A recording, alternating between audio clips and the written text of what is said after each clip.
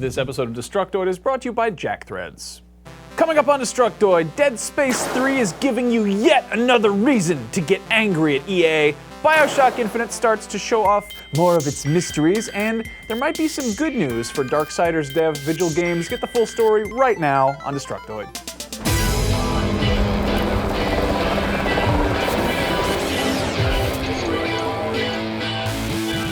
Welcome to Destructoid. I'm Tara Long. And I'm Max Scoville. Happy Tuesday, Max. Happy News Day, Tara. Why, thank you. I did just get this shirt. That's not what I said, but sure. She's got a panda shirt, everybody. Her shirt has a panda on it. And a bunny watch. Yes, and mine has a shark on it, too. Enough about shirts. This is a show about video games, and we should talk about them. I hate to start the show out with bad news, but sometimes that's what news is. Bad.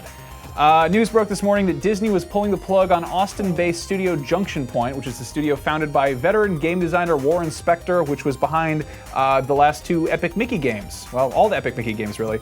Epic Mickey 1 and 2. Epic Mickey 1 sold okay. Epic Mickey 2 only sold a measly 270,000 copies, and unfortunately, that is not the only reason for the closure. Disney spokesman addressed rumors of the studio closure, saying that these changes are part of our ongoing effort to address the fast-evolving gaming platforms and marketplace to align resources against our key priorities. What does that mean? I don't know what that means. I think what it means is they're trying to do some crazy new stuff. And they don't want to do the old stuff anymore. We didn't get a chance to report on it, I don't think, but Disney made some waves with their announcement of their new Disney Infinity line, which is basically Skylanders with Pixar characters and Pirates of the Caribbean, and they throw them in a big like sandbox world, and Infinity's been sort of, they said it's sort of influenced by like the freedom and exploration elements of Minecraft. People have compared it to the sandbox or the toy box mode from Toy Story 3, and it looks very exciting. And I know a lot of grown men who say they want to buy these things. So anyway, that's crappy news for anybody holding out for Epic Mickey 3 or a possible Warren Spector's Helm DuckTales game, because it probably doesn't look like it's going to happen. Anyway, best of luck to everyone at Junction Point. I guess the good news is that, you know, there's that THQ Jobs hashtag on Twitter, which you might want to check out. But I'm excited about that Disney Infinity stuff. I'm not a big cool. Skylanders Why don't you just dance on the grave of their jobs? You I'm sorry. Heartless woman. I'm sorry. Heartless. I really hope you guys land on your feet, but also I love Monsters Inc. and I want to play it. Fair enough. Fair enough.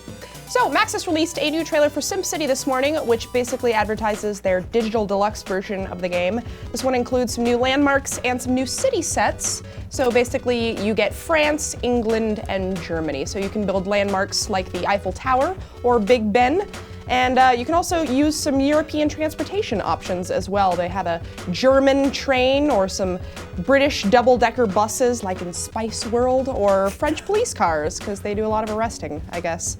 This also includes more land value, apparently, as well as more tourists, more achievements, and more missions. So it's definitely not just some new tile sets thrown in.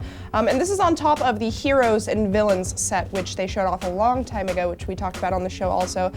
That is also included in the deluxe version. That costs $79.99. You can also just pre-order the limited edition for $59.99, and that also comes with a Heroes and Villains set as well. Unfortunately, the Mac version is not up for pre-order just yet. I mentioned on our show a couple weeks ago that version was not going to be coming out at the same time as the PC. But there is some good news on that front. Maxis did update the release date for the Mac version to spring 2013. So hopefully we shouldn't have to wait too much longer after March 5th. They also said that Mac and PC users are going to be able to play on the same maps together. So cross-platform, that's pretty cool. Speaking of Mac gaming, DICE is reportedly looking to port Frostbite over to Mac computers, according to a job posting on their website, which is where we get half of our news, I guess. This goes along with last week's news that EA had released an alpha version of Origin for Mac computers, which means that we may very well see EA's catalog of games on an Apple computer quite soon, which is pretty cool. Mac gamers are coming on up, I'm telling you. Yeah? I want to be a PC gamer, but I'm not cool enough to have a PC computer. I only have a Mac, so. I just don't have the room for a large jet engine thing covered in LED lights. I mean, I have a PC computer, but it's just really crappy and can't run high-end games, so. We have one in the game room. We do have the option to play PC games here at work, but that's not fun. So speaking of, we talked about the layoffs and the cancellations of the studios and the bad things, and you guys probably remember last week there was the whole auctioning off of THQ's properties. One of the biggest bummers to come out of that was the snubbing of Vigil Studios, the guys behind the Darksiders games, who were basically left high and dry while every other studio and publisher or any property got picked up by other publishers. Well, good guy Crytek, they wasted no time whatsoever in swooping in and opening up their first US studio in Vigil's home turf of Austin, Texas, putting Vigil's co-founder Dave Adams in charge and hiring 35 former Vigil employees, like a week after everything fell apart. That's nice. It's unclear what they're going to wind up working on, whether it is a new project entirely or a portion of one of Crytek's existing projects like Rise or Warface. However, before anyone starts freaking out over the prospect of a CryEngine 3 powered Darksiders 3, it's probably worth noting that the rights to all of Vigil's properties are still pretty much in limbo. Nobody has bought those yet, though that could easily change. I don't think anybody expected Crytek to just suddenly open a new studio and hire 36 dudes who've only been out of work since last week. This wacky industry, what do you make of it? I don't even know. So you guys, you might also recall that Crytek acquired the rights to THQ's Homefront, which they've been working on since, they've been working on Homefront 2 since like 2011-ish. What's the story on that, you may ask? Maybe? Perhaps? Well, speaking of VG247, Crytek's, I guess it's VG247. That's a dumb way to pronounce that website. Crytek's Nick Button Brown explained that everyone there has a lot of faith in Homefront 2. Button Brown. Tara. But the worst case scenario would be to see all the work they've done on it go to waste. As for what's coming next, he explained that currently we are trying to get all the paperwork closed on this, but we would like to be a little more open than if we were working with a publisher. That is one thing that should be, taken into account, is that THQ is a publicly traded company, so that like even if Crytek wanted to be like Homefront 2, secrets all about it, they kind of had to go through more gears and BS with that. Then to demonstrate Crytek's more open, transparent approach, he explained that their focus is the same as it was under THQ and they aim to make the best game possible, stating that we might change the release date that we haven't announced and move this to another release date that we won't announce yet either. So that's mystery. That's what's up with Homefront 2. Got some cold hard journalism facts.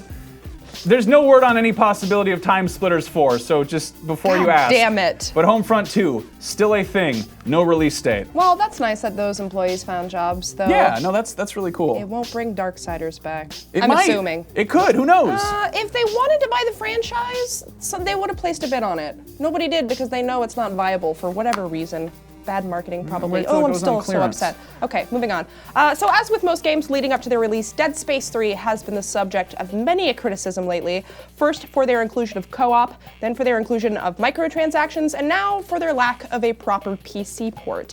We learned last week that Dead Space 3 on PC would be a very bare bones straight port with no DirectX 11 support or HD textures.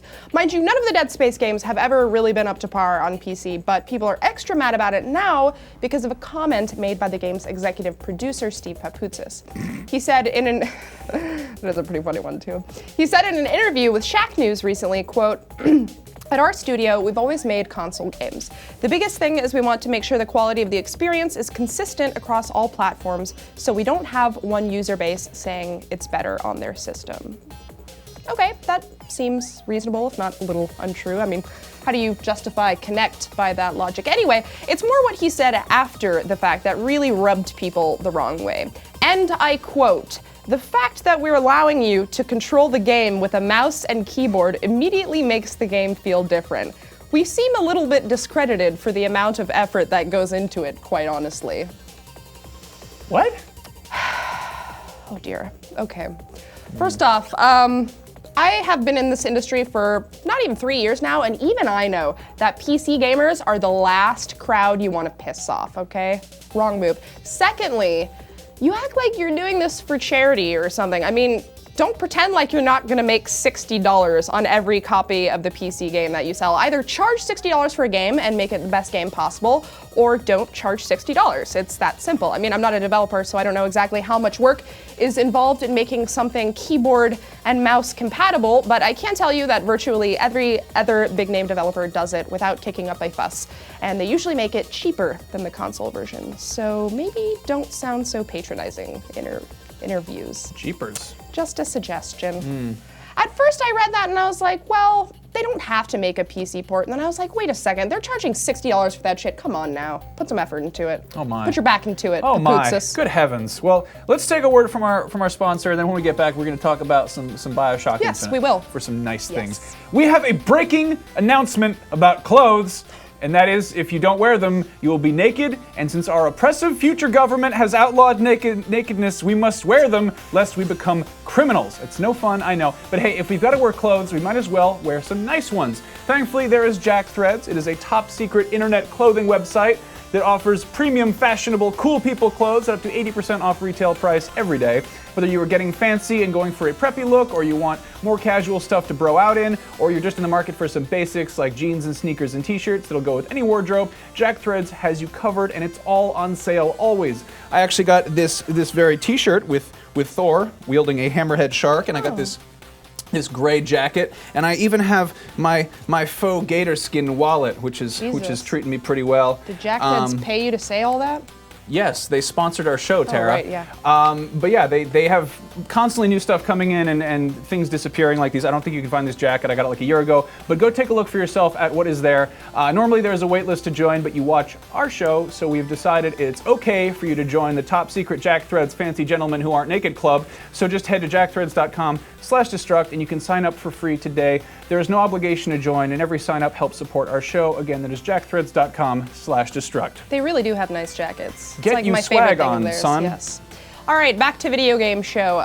So Irrational Games released a new trailer for BioShock Infinite this week, and rather than showing gameplay or slow-mo footage of people getting their heads blown off, which seems to be so popular nowadays, their marketing team opted for a little bit of a different route. Their latest trailer is the first in a series of videos called Truth from Legend, which is a spoof of the old 1970s TV program In Search Of, which was dedicated to investigating mysterious and paranormal phenomena. So the BioShock Infinite trailer takes kind of a similar approach. It's also got the sort of Leonard Nimoy-esque narrator Alistair Bloom. I bet his name's not really Alistair. That sounds so British and fancy.